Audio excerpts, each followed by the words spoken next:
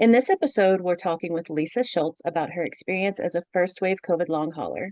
I'm going to do a short bio for you, Lesa. Is that cool? Yeah, All totally. right.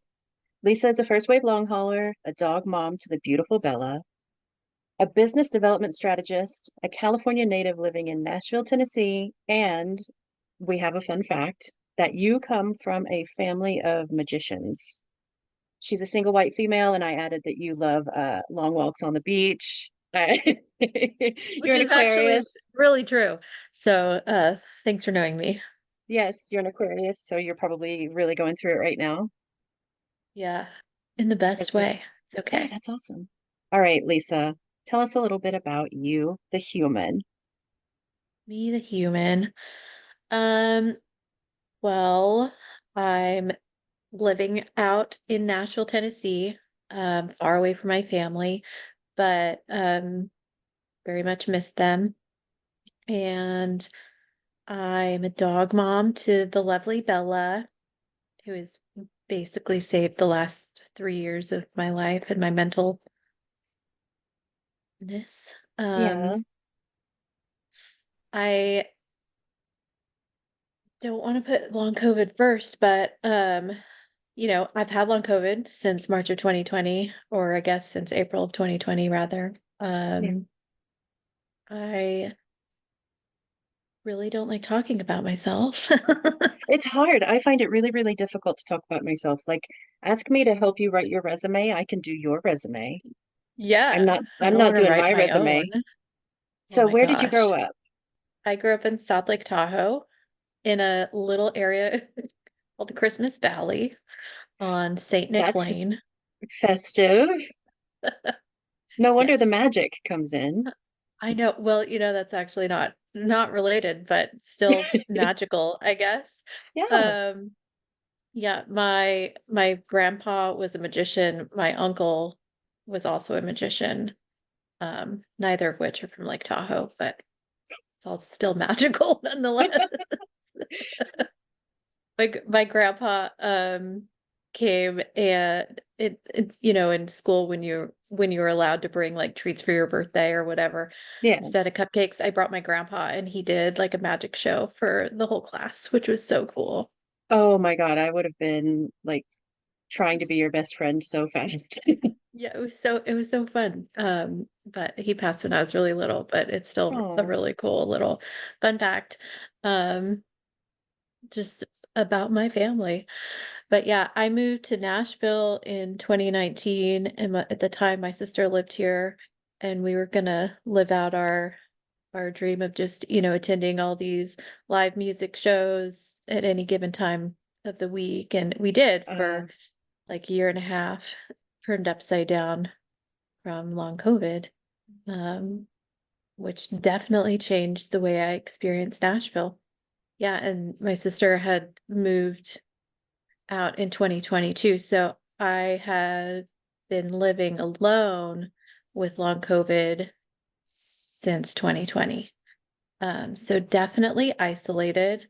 I don't see really humans in person other than my grocery delivery people mhm. or my neighbor, or anyone I see if I happen to be walking down the street with my dog, but very much leaning on like a virtual community Yeah. in that way. That's been interesting. I'm grateful for it, but also the longer this goes on, the less sustainable that becomes. I Um, understand. And I don't think people get how many of us are still effectively in lockdown and are not yeah, empathetic to that at all because it's just sort of like, well, don't come out if you're sick. yeah. I That's my mean, impression. where am I supposed to, even if I had the ability to be in public, it's not safe to do so. No. Um, and yeah, it's been really challenging to navigate because I all the things I moved here for, I can't experience safely and Yeah, enjoy. Um, although there are some clean air organizations popping up, which have been really beautiful to see. I've And there's seen a new those. one in Nashville that's really cool. So I'm sure that, there will be safe spaces to congregate eventually, but um, yeah, it's definitely been different. Like I haven't gone to a grocery store since March of 2020. The first time I had to go, I had a full-on panic attack because it wasn't just that sense of being unsafe, it was the stimuli. It the too Yeah, many people, the lights are bright, sounds. the music's loud, like, and I lost it and had to leave. Plus, I almost forgot about different types of food and what's available, and I felt overwhelmed by the amount of choice that was on offer. Felt like I was watching someone else in the supermarket, not myself, and I had to leave. Wow. Yeah, I would imagine that I would probably feel similarly, especially now because I have all these food allergies. I Yes, can't eat the same things. So yes, it's like I actually, now that you mention it, I went to a farmer's market, which was like a big goal of mine to actually go and pick out my own produce or whatnot. But as I was yeah, standing there, there was not that many vendors, but I got so overwhelmed by just like, okay, here are all the foods. I have to watch out for people. I'm trying to not be near anyone. Nobody else is masked but me. no, Um, and okay, what here can I eat? Can I remember all the foods that I can't eat? Then that I just that got sounds so overwhelmed. I just yes. left that area and was like, okay, okay, and then all of a sudden, somebody started playing it was around Christmas time, like, Mariah Carey's blasting in my Oh my eardrums. I'm God. like, "I've gotta go." Oh my gosh. I mean, it I was only 15 minutes. no, Can't and then it's imagine the grocery exhausting and store. you have to go rest because it's like full body alert Overstimulation. completely. So Yeah. if you've been there without your family and everything, how did you come to find Bella and how has she impacted everything for you? Because Oh my gosh. she was a baby when you got her. She was teeny, so you had to go She through all was of that 8 puppy weeks stuff. old when I found her. I My neighbor, I live in a back unit house, and my neighbor in the front unit has a dog, and, her dog is just the sweetest and is now Bella's best friend. But I was hanging out with her dog a lot, and I was like, I really should get a dog of my own. This is a little embarrassing.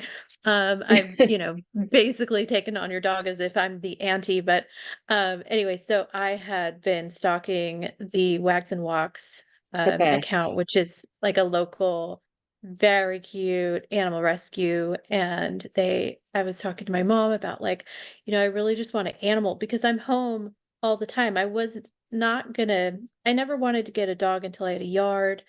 And Yeah, then, now that I have one and I'm home all the time and I'm not traveling, like, obviously, it's the perfect time to get a dog, and I'm alone, and it would really help if I got one. And I saw Bella and well, actually, I saw her brothers. They were like teeny tiny puppies that fit in like somebody's hand.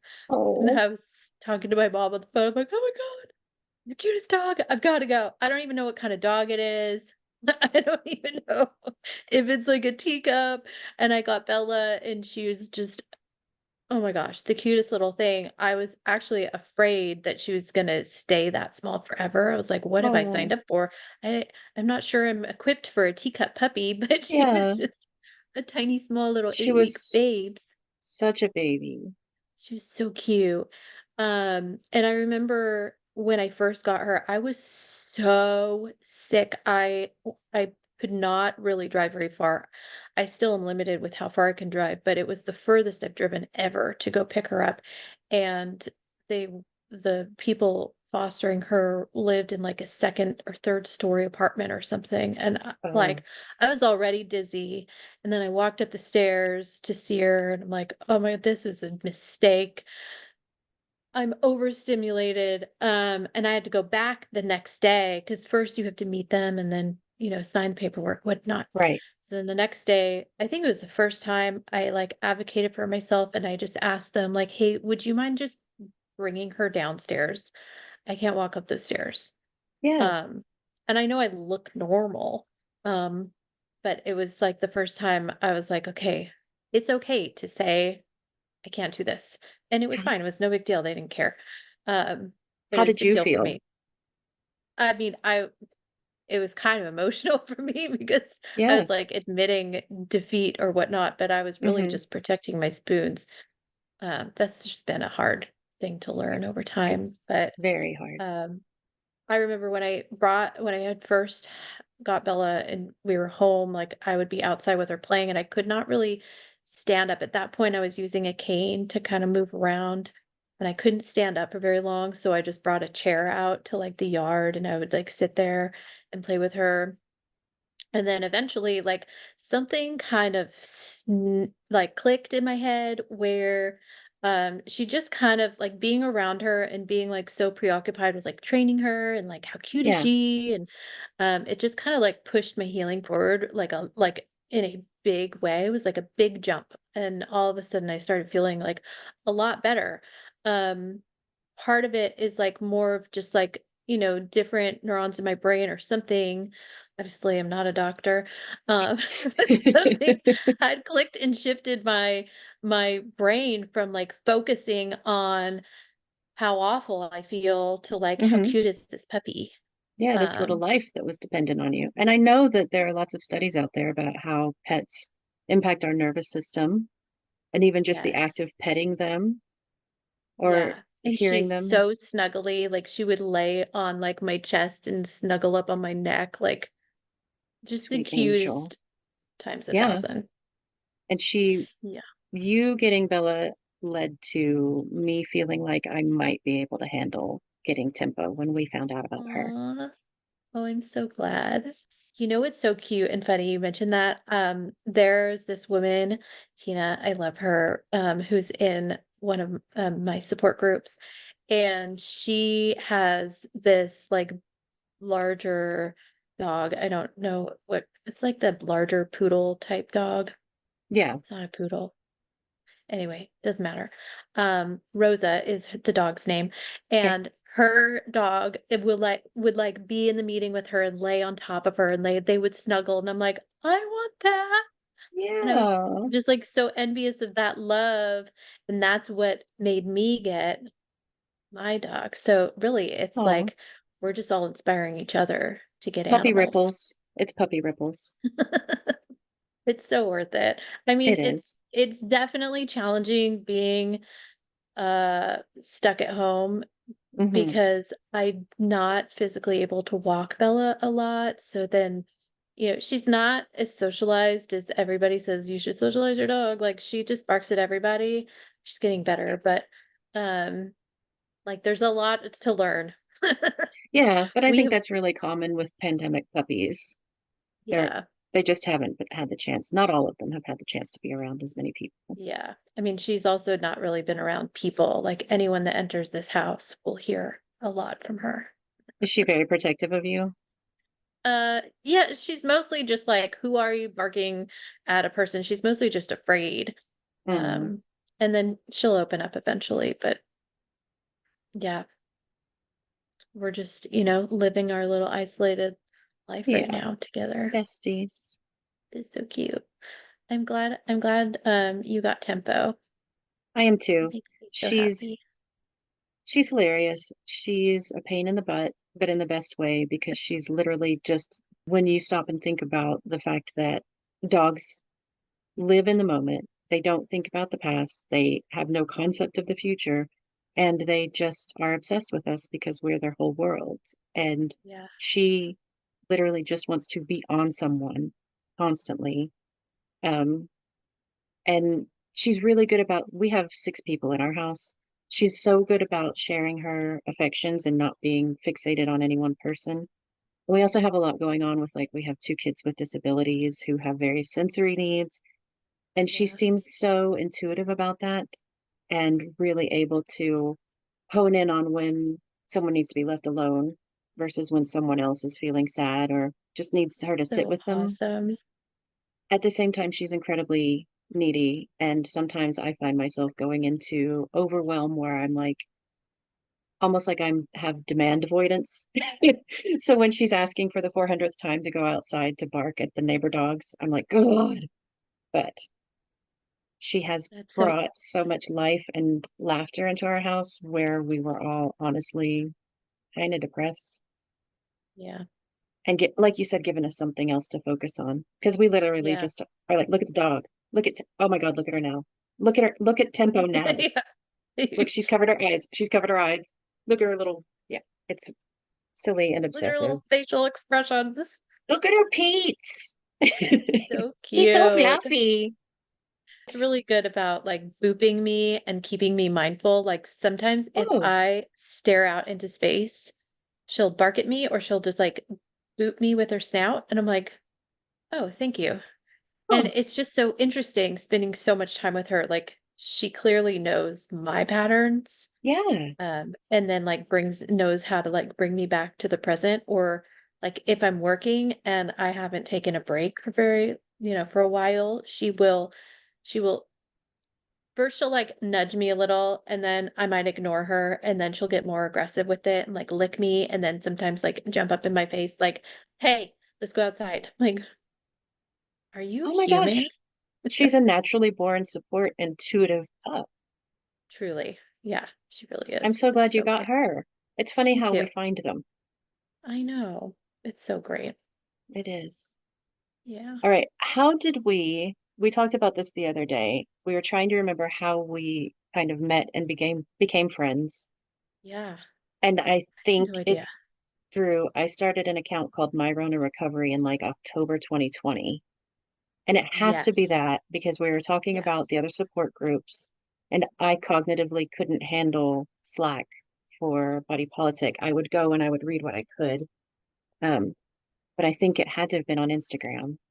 I agree. It was definitely on Instagram and it was the Rona Recovery account. I think I don't know, it's almost probably like 5 degrees of separation. There Yeah. had to in 2020 I was for sure just searching everywhere I could find to find people like me that had long COVID.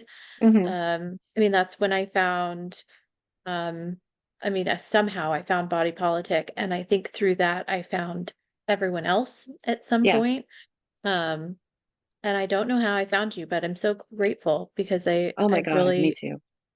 I really feel like it's so funny how you're like, I've never met you in person, but you're like one of the most important people in my world.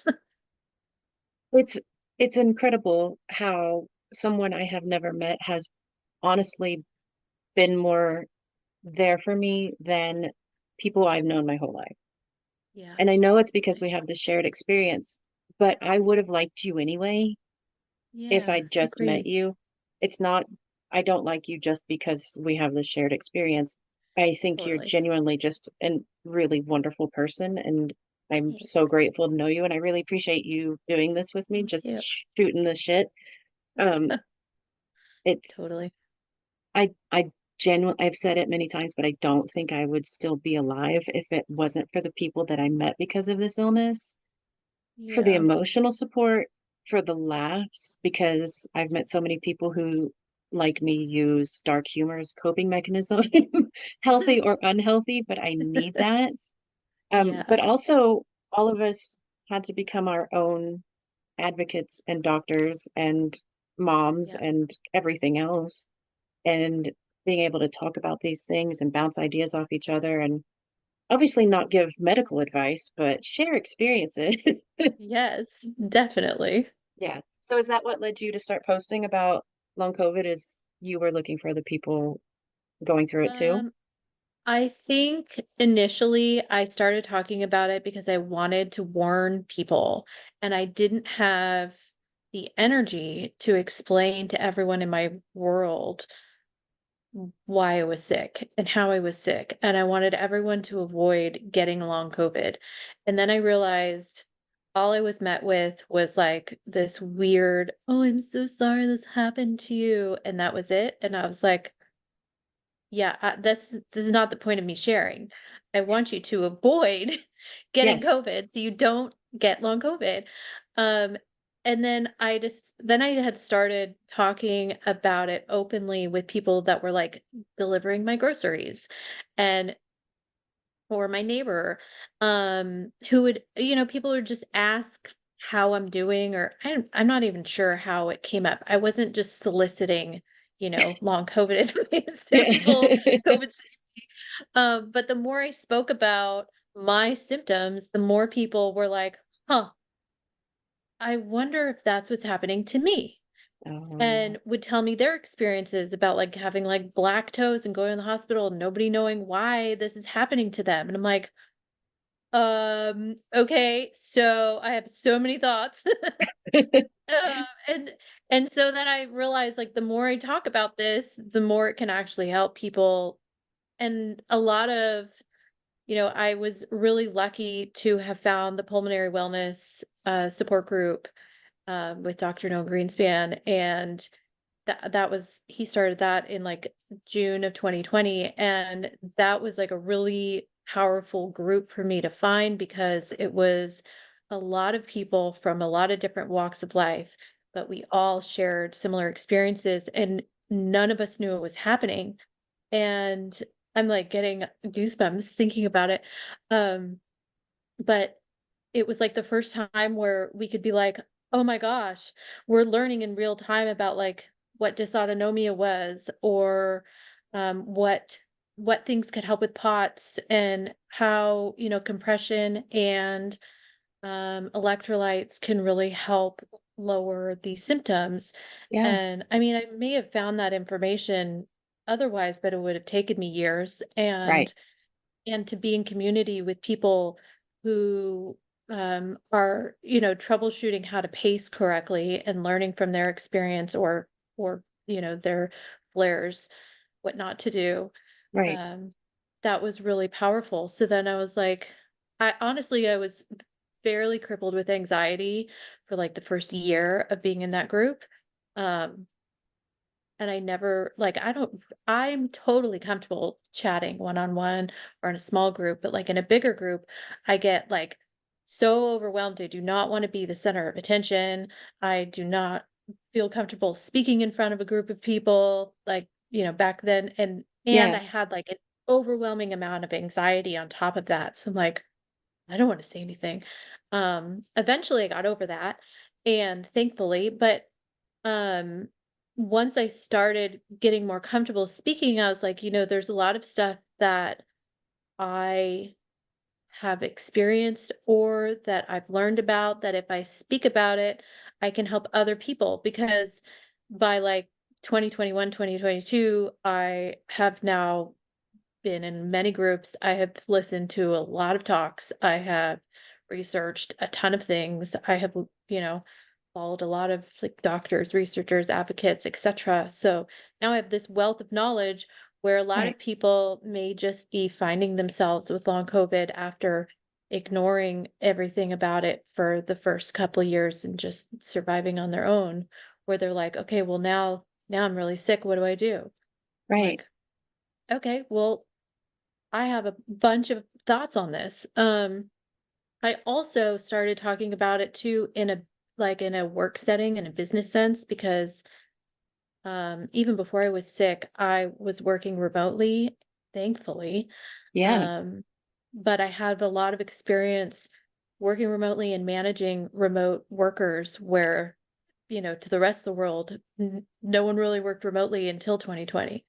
exactly. Um, so not only was like this new for everybody, but then like how to create a culture and an environment in a business setting that is accessible for everybody and gives the flexibility that people that have long COVID will need or other disabilities, Right, and so I mean, since I started talking about it, obviously there's more information out there that exists, but like at that time I didn't really see much. And I was like, okay, well, here's like five things that could help some people make, if you have employees, you should read this right, because it can help people you don't even know might be struggling. right. And you've written about that on your Substack, which is what, finely tuned and fatigued. Yeah. I love that. Yeah, so your Substack is finely tuned and fatigued, and not only have you written about things like how to help remote workers, you've been writing about your experience using home oxygen that you started with Dr. Noah. Can you tell us a little bit more about that? Yeah. Yes. Oxygen has been a real game changer. So Dr. Noah Greenspan has been using oxygen for a while now. He has um, a center in New York City where he helps rehabilitate people with chronic conditions, not necessarily like just long COVID, just other pulmonary type conditions. But he's used oxygen in a way that helps um, nourish the nervous system. There's a better word for that for sure. But brain fog. Yeah, get So it.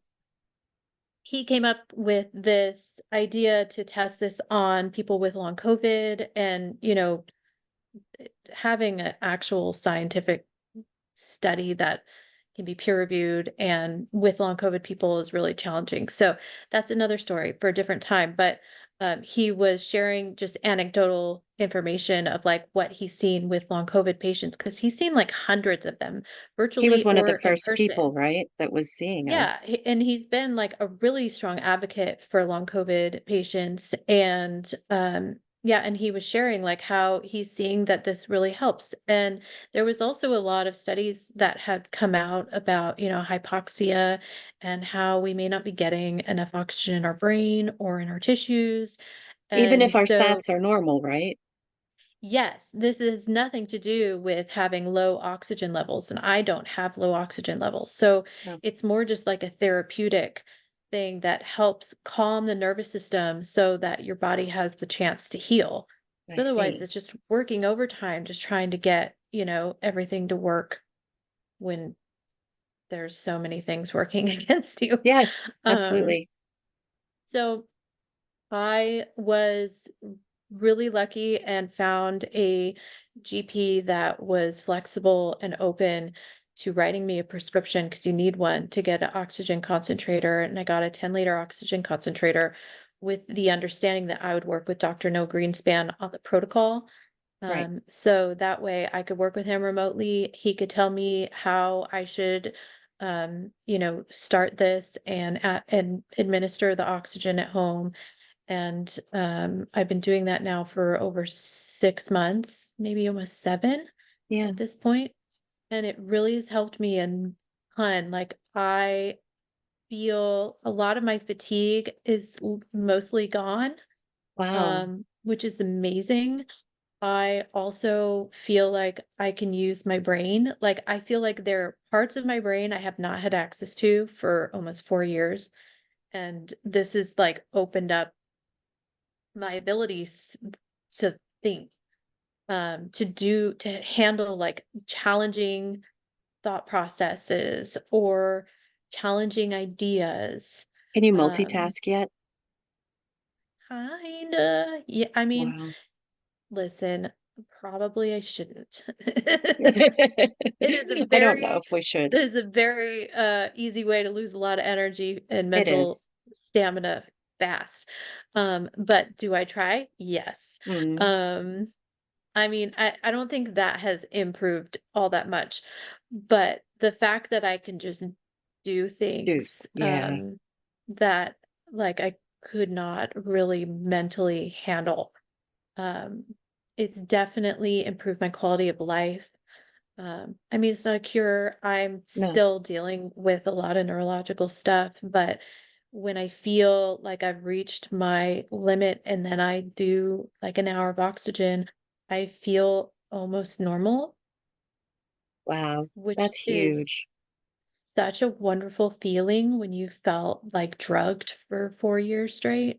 Yeah, or just constantly like you have to fight or flight your way out of something to feel Yeah. calm-ish. Yeah, Sounds definitely. I mean, it amazing. it definitely calms the nervous system. Um, in a lot of ways, and it's such a weird feeling to be like, I really think my body's been starved of oxygen.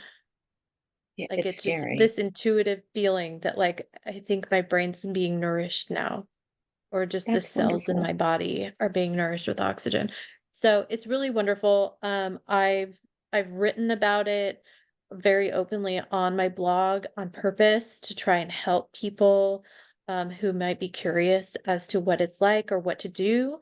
Mhm. I also really was interested in this particular way of doing it because hyperbaric oxygen is so expensive. It's It's so like expensive. $1,000. I don't know how much it is per session, but you have to do it minimum 40 sessions for it to make a difference, I know. which is like tens of thousands of dollars. Uh, I mean, that's crazy. That's Yeah, and the home oxygen concentrator, just pulls air from the room. So once you buy it, it's paid for. You can use it perfect. as many times as you want to.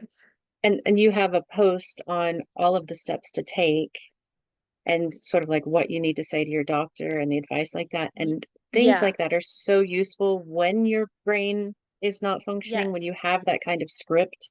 So thank you for Yes. that kind of work. Yeah, of course. I actually put together a document and I linked it. It's in the top of every blog that I write about this on, how to get it, and then also like a script that you can copy paste and just send it to your doctor.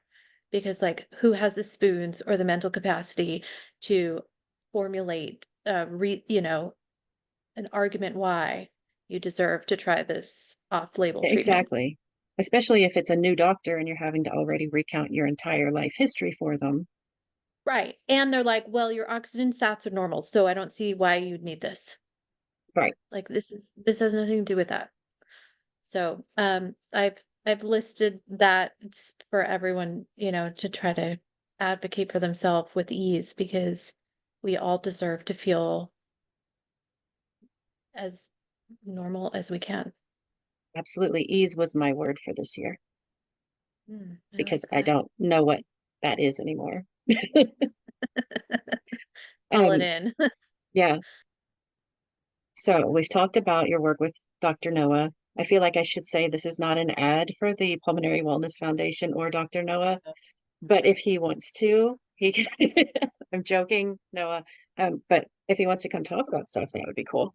Because I know that it's basically going to be this podcast is going to be huge. It's going to be you and me listening, Lisa, and what your mom and maybe my daughter to see how cringe I am, and then I don't know what's going to I happen. I think there will be more people. I I, I know you're similar to me in that you don't like talking about yourself. So I'll just say you're really great at building community, and I think that more people than you recognize will benefit from your newfound energy and oh, this platform, and I'm very excited. thank you. I'm very uncomfortable with Grateful compliments, too. but thank you. I just said thank you. That's all. Because then otherwise I'll be like, no, Lisa, you don't, that's very kind of you to say. But no, It's thank you. I true. appreciate it. I love you very Yeah, much. Thank you. love you. Um, Continuing with Noah. So you were talking about how in the early days with the support group, you didn't feel comfortable talking and you had all the anxiety. So naturally, you're the moderator now of the support group. Naturally. This is how these things go, right? Yeah. I eventually became comfortable speaking clearly, and now I help moderate, and it is shifted from a led support group to more of a peer-to-peer support group. So, Dr. Noah Greenspan, while hosts the support group, is not always in our group, although sometimes he is. And yeah, so now it's a peer-to-peer support group where I help moderate. It's on Sunday nights. We are only on Zoom. And yeah, it's really been a wonderful little journey in its own right. Um, It's a wonderful group. It's a very mixed group of interesting people, and I love the different perspectives. I've only been to one of them, and it was a holiday party. Because by the time Sunday night rolls around and I'm on mountain and things are weird, I got all these people I have to get ready for school on Monday. So by Sunday nights, I'm kind of like, "Only." But when I came for the holiday party, it was the most fun I think I had had for a very long time because Dr. Noah led us through the singing of Sweet Caroline, and it was wild. And Tempo was the star of the show, I think, with her yes, I karaoke. think so. Hmm. But I'm really glad that you have that group and that they have you Thanks. because I can only imagine how beneficial that is. When you first started, like using that support group? Was it mostly long haulers, or because I know that Noah's been working with people with pulmonary issues for a long time. So were you Yeah. sort of adopted by people who already had chronic illness who helped in a way? Um, No, so there are two groups that he has multiple support or just I see. virtual groups. One is pulmonary, one is for long COVID. So the support group has always been just long COVID people. Gotcha. But on holidays, we come together as one big chronic illness family and have a grand old time. So it's a funny way for you to have an experience as that being your first experience. Noah definitely knows how to have a virtual party. He So definitely knew yeah, how to, yeah, get it's the very crowd funny. going. But yeah, the support group is really just for people with long COVID, family members of people with long COVID, or friends who want to come and understand it more. That's There are wonderful. some family members that go without their long COVID loved one because they just want to understand more what it's like and how they can help. And when you're feeling really crappy, the last thing you want to do is figure out what can this other person do to help me. Yes. Um, and so in that way, I think it's been really helpful and beneficial for people who just want to know how to understand what they're going through and what might be helpful for them to do, or, like if they're in a flare, like maybe what might be helpful to bring them or something like that. And so Wow. it's a really supportive group in that sense because you can learn so much from others in all directions, really. If if this was a visual, a vlog, people would have seen my face when you said that family members and loved ones and friends show up, because I fully was just like quizzical. Because imagine having that level of support. I can't imagine too No. many people have friends and family members who show up for things like that or Yeah, it's are it's very actively. moving and beautiful. Yeah, that's wonderful. It gave me Yeah. goosebumps. At the same time, I Yeah. looked like, that's a real thing? That's wonderful. Kudos, It is. kudos to those Yeah. people. And if you don't have long COVID and you're wondering, what can I do for my friend? Stuff like that is amazing. Or just, I don't know, Yeah. read an article or ask us how we're doing. I had a friend the other day say that she didn't know what to say to me anymore. And I was like, you can just ask me if I'm okay. That's Yeah. enough. Or Just be like, just hi, how's it going? I just want someone um to ask me how I'm doing and sit with me in the trenches while I explain it. Yeah. Because if I am giving you an honest answer and I start talking about it, and then I can sense you've stopped listening because I've said something very deep or something that is troubling to you, Hmm. that does not help me. I No, it does just not. I it's so powerful to have somebody, really listen to your grief and be there with you in We it. in this country in particular do not do grief well. We do not No. recognize that things like this bring grief, and we Yeah, struggle with it as a concept anyway. And it's okay to just acknowledge to someone that this is bullshit. I would be totally. happy with that. Just like, not the sorry pity thing, which I mean, I'll take No. sometimes, it's fine. But it's okay for you to say, God, this really sucks. Yeah. That sounds scary. Right, How awful. right, Just be there with me in this shit. right. That's it.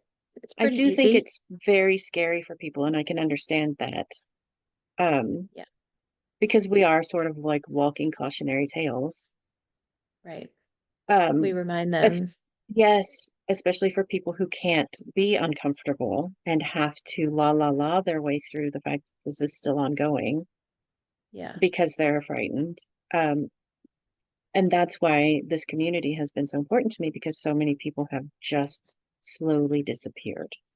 And that's Yeah. why I wanted to start this, because it can't just be me that that's happening to. No, it's not. It's definitely not. I mean, Yeah. I just I just wrote in my recent blog about how I've decided to move back Yes. to the West Coast, which is very exciting. Lots of thoughts and feels about it. Um, but also is a reminder that I don't talk to a lot of my able-bodied friends anymore, to the Hmm. point where like they have no idea I'm moving back near them. Like Yeah, to the point where like I could be living 20 minutes away from them and and they they'll won't. have no idea because they can't be bothered to listen to how I'm doing. Um, so That we is just don't rough. have a relationship. And how weird is that? Because it's not abnormal for No, people with chronic illness or long COVID to lose friends like that. Um, but these are people but I how assume you have known forever and I've known them ever. for 20 years plus. Yeah, I mean, these would be people before getting sick, I would have trusted with my life right. without a doubt. Yeah. And now, like, oh, yeah, I Where definitely are don't they? trust you with my life. I'm actually Well, quite nervous to be around you. Do you I mask just, ever? I don't know. I swear, I see people out and I see like an aura of little spike proteins around them, which is probably unhealthy, but that's how I exist in the world. I just see Yes, bubbles of, I think instead of auras, I see contamination. spike protein contamination.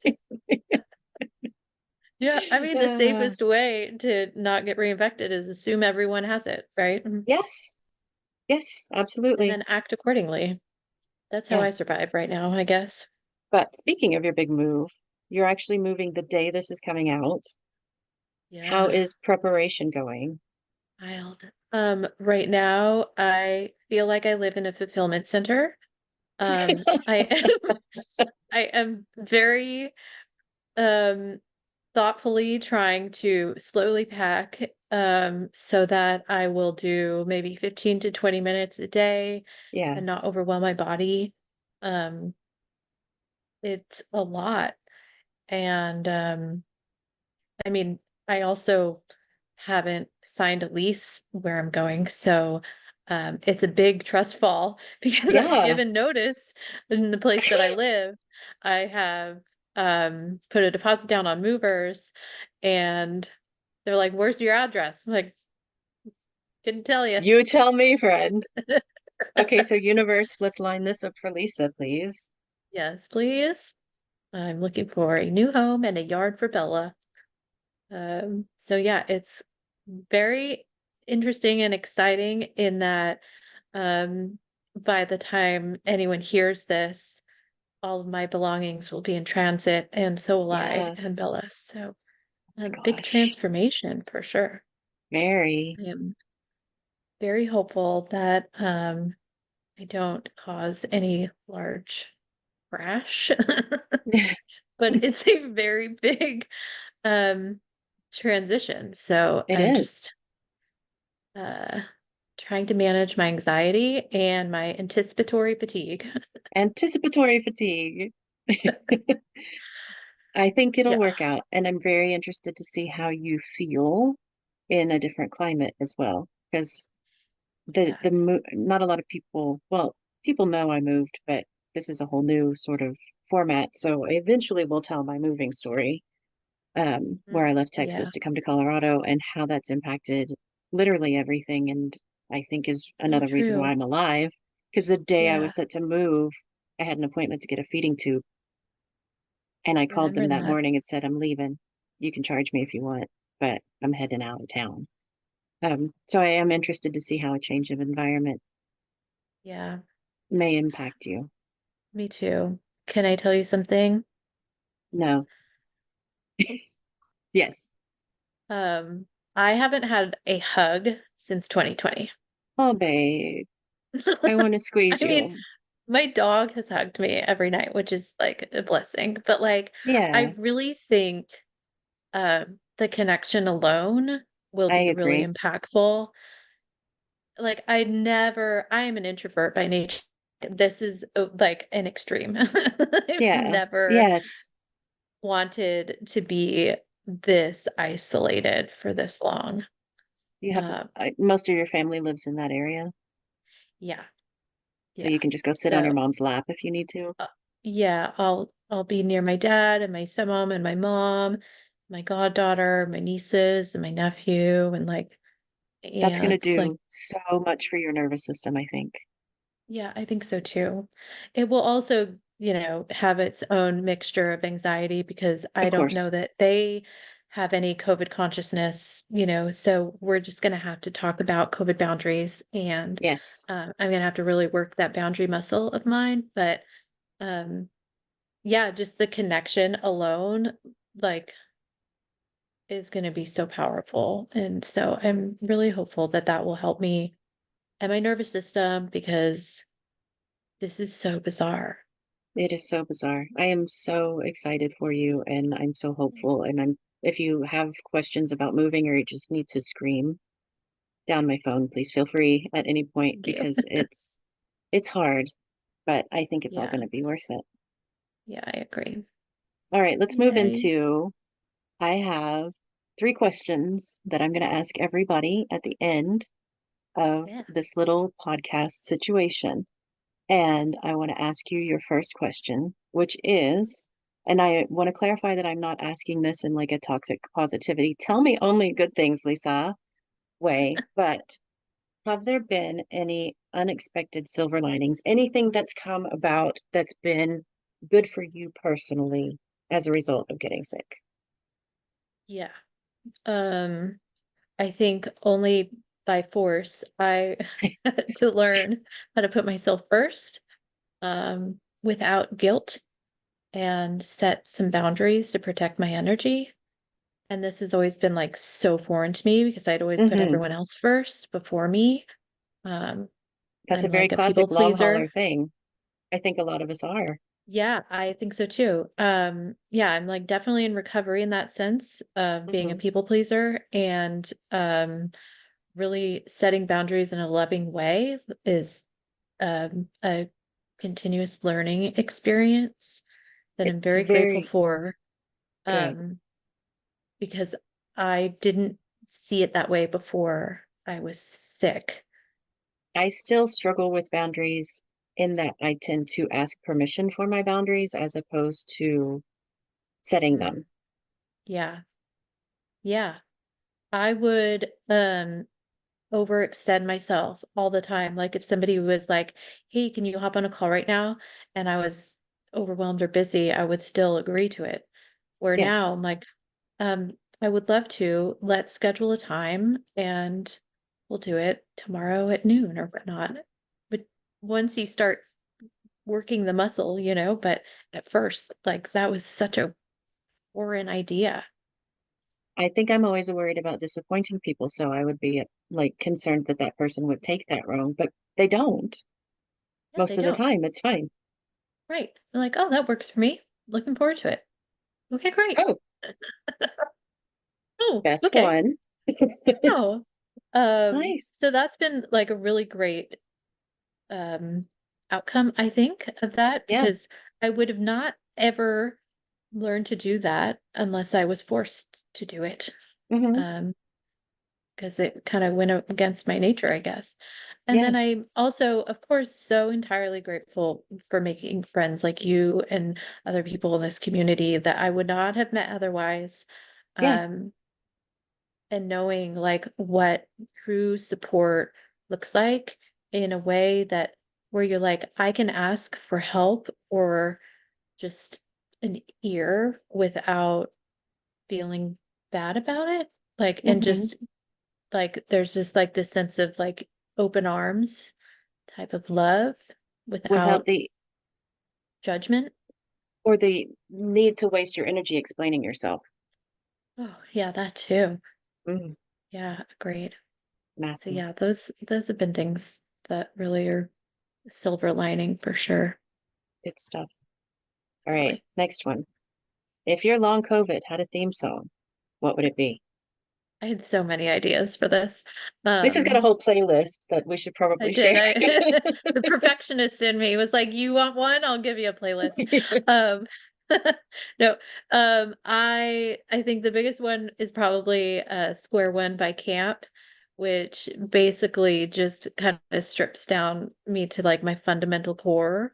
Like Mm, long COVID basically removed every single one of my coping strategies. that I had prior to getting sick. So I Dang. just felt like I had to rebuild everything, like boundaries or how to deal with stress and basically like rebuild what my life looks like in this new body from scratch, Yeah. while navigating like fear and grief that's just ongoing. And so that song really just like speaks to me in that sense because it's like you're just trying to find peace of mind while starting over at square one. I Uh, listened to it and I was like, wow, that's a perfect theme song. That's really good. hauntingly beautiful. Yes, it was very Yeah, emotional. I'm gonna start a playlist and put everybody's songs on the playlist so people have a chance sounds to listen to that. great. I love that So idea. I still haven't picked mine, but I'm still thinking it's Bitch by Meredith Brooks. I really think that's fitting in like just a funny way because that's just who you are. I'm a Santa. Um, okay, last one. What advice would you give to those newly diagnosed with this incredible wild illness? Yeah, I mean it's so different for everybody, but I think some of the most important pieces that I would say is just to find ways to help calm your nervous system that works for you. Like for me, I really enjoy yoga nidra because you can just lie there and do nothing through a guided Yes. meditation. Who was I've And it forgotten the name of the lady whose videos you like them on YouTube. They're lovely. Sarah, you put me on the spot. Hold on, Oh I'll shoot, I'm find her. sorry. It's okay. I mean, I don't know. I just searched on YouTube yoga nidra. She's got a lot of nice. Here it is. I'm lying. It's Allie Boothroyd, Yes, Allie Boothroyd. Boothroyd. Yes. She has some really beautiful yoga nidras that help reset your nervous system. Um, and that has really helped me. Like I would take like a 30-minute or an hour break during work hours and tell everyone I'm not available because well, I didn't tell them why. I just said I'm not available. And then I would just do yoga nidra. Um, and it really helped my body kind of reset, calm down after just being Very good. stimulated for a few hours. Um, so, I mean, there are different things for different people for sure, but that one I find to be the easiest is you just do nothing. First of all, It's I'm just proud so of you for nice. reclaiming your time Thank you. during work and taking that moment for yourself. I had to Yeah. Google and look up if people use Insight Timer. There's a person who does meditations on there named Jennifer Piercy, and she does yoga nidras for sleep. And the first year, I literally listened to that recording every night because it was the only thing that helped me sleep. And I Yeah. think now I don't know if I listened to it how I would feel because I have a lot of weird connections to things that happened that first year. Yeah. But Me too. her voice is lovely and it was just so soothing. So big I yays love for that. Yoga Nidra. Yeah. I would just say the only other thing is like it's really important when you're having a rough day to remind yourself that this feeling is temporary Oof. because when you're in it and you're feeling overwhelmed, it really doesn't feel that way. Um, but tomorrow you could feel totally different. Which And is so, both infuriating and helpful at times. yeah. Yes. But yeah, I mean, I think a lot of times after a night, like after you have a good night's sleep, well, I mean, good is relative, but Mm, after I sleep at night, um, my mind doesn't feel as it made whatever is bothering me or making me feel overwhelmed today might not feel that way tomorrow. that's very good advice. I tend to get stuck in loops, so I'm going to take that too. Thank you. Yeah. I mean, I need it. I need that reminder too. I need to probably tattoo it on my forehead or something, but I can't because of my skin issues. No tattoos for me, that's why. A post-it is also helpful. I Yeah, write on post-its. I'll put that on my wall. that's a good point. I got the bangs because I can't get tattoos to express my trauma out physically. It's very Um, funny. Alrighty, so just to wrap things up, Lisa's Substack is Finely Tuned and Fatigues. The Pulmonary Wellness Foundation support group for long COVID, the Zooms are on Sunday nights. And if you're interested in those, you can just Google it, right? It's Maybe. pretty, I think. I have a link of it in my Instagram bio.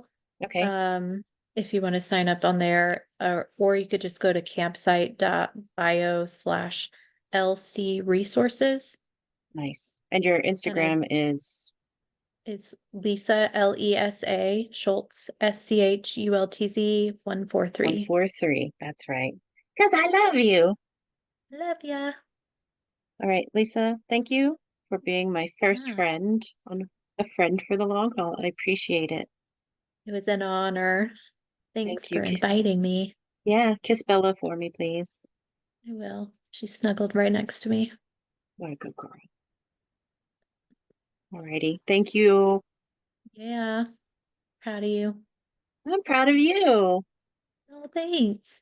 Shucks. Have a wonderful day. You too. Thank you. See you Bye. later. Bye. Thank you for tuning in to A Friend for the Long Haul. I want to remind listeners that while our conversations may touch on medical topics, I'm not a medical professional and neither are most of our guests.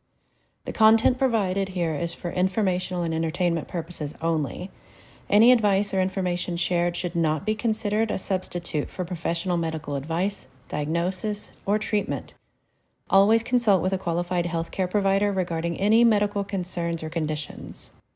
Additionally, I'm committed to transparency in advertising. Any advertisements or sponsored content featured in these episodes will be clearly disclosed as such. Lastly, I acknowledge that the recording of this podcast takes place on the traditional lands of the Arapaho, the Cheyenne, the Sioux, and the Ute peoples. Again, thanks for listening, and stay tuned for more episodes of A Friend for the Long Haul.